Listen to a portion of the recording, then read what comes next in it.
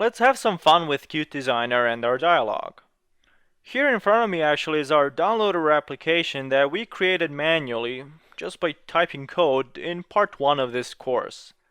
Remember that here at the top we have two Qline edits, a Q push button below it with a text of browse, a Q progress bar, and finally another Q push button. Our goal for this video is to create the same application just by using Qt Designer. So let me close this first. And the first thing we're going to do in Qt Designer is add all the required Q widgets to our dialog. To do that, I'm going to search for Qline edit in our widget box on the left. And since we need two of those, I'm going to just click and drag two of those to the screen. Another thing we need is our Q push button, and we also need two of those as well. Finally, we need the progress bar, so I'm going to search for progress and then just click and drag it to the screen. Well, it's all there, but it definitely looks messy. However, before we take care of that part, let's take care of our individual widgets first.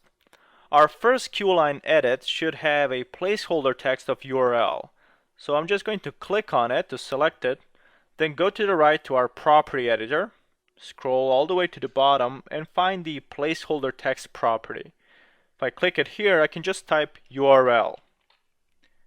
Another thing you should do, and this is honestly true for anything, any Q widget you add, is change the object name to something meaningful.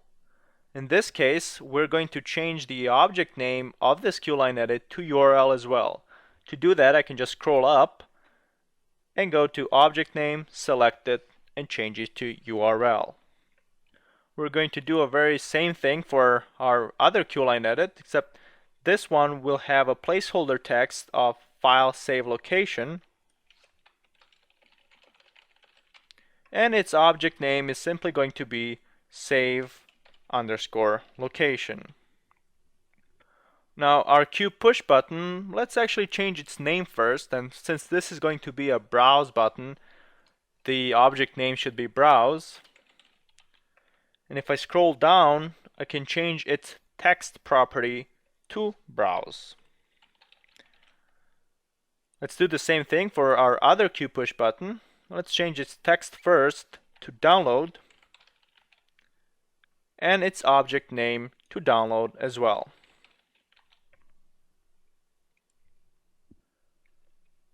Finally, what we need to do is set our Q progress bar to 0, and as you can see by default it's 24%.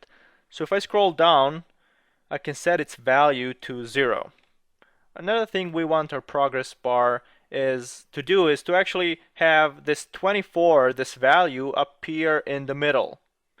And to do that, if I just go to this alignment horizontal part and change this align left to align H center, we get the results we want. Another thing we need to do obviously is change the object name. Let's just get rid of this bar and have it named progress. And we're done. Of course not. Again, everything is here, but it looks ugly and we haven't used layouts at all. If you watched part 1 of this course, you'll remember that we had to manually add every widget to the layout, and that's only after creating the layout itself. With Qt Designer, it's as simple as this. With our Q dialog selected, I'm just going to click on this Layout Vertically button in the toolbar, and our elements are automatically aligned vertically. But they still look ugly. They're just aligned fine, but there's lots of empty space, and these buttons and everything here is just stretched out.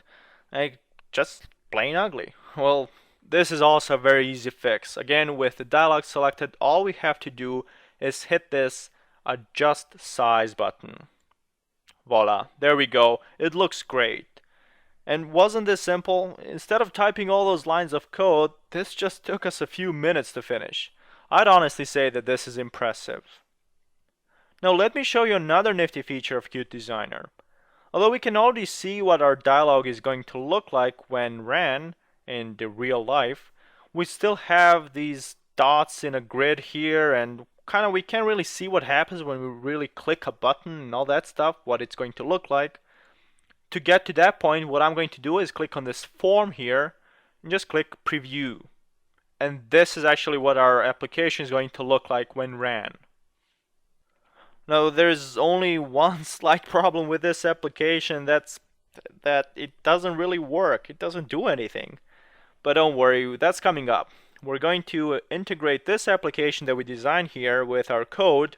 But first, let me show you how those different workspaces that I mentioned in the previous video behave and what it is exactly that they do.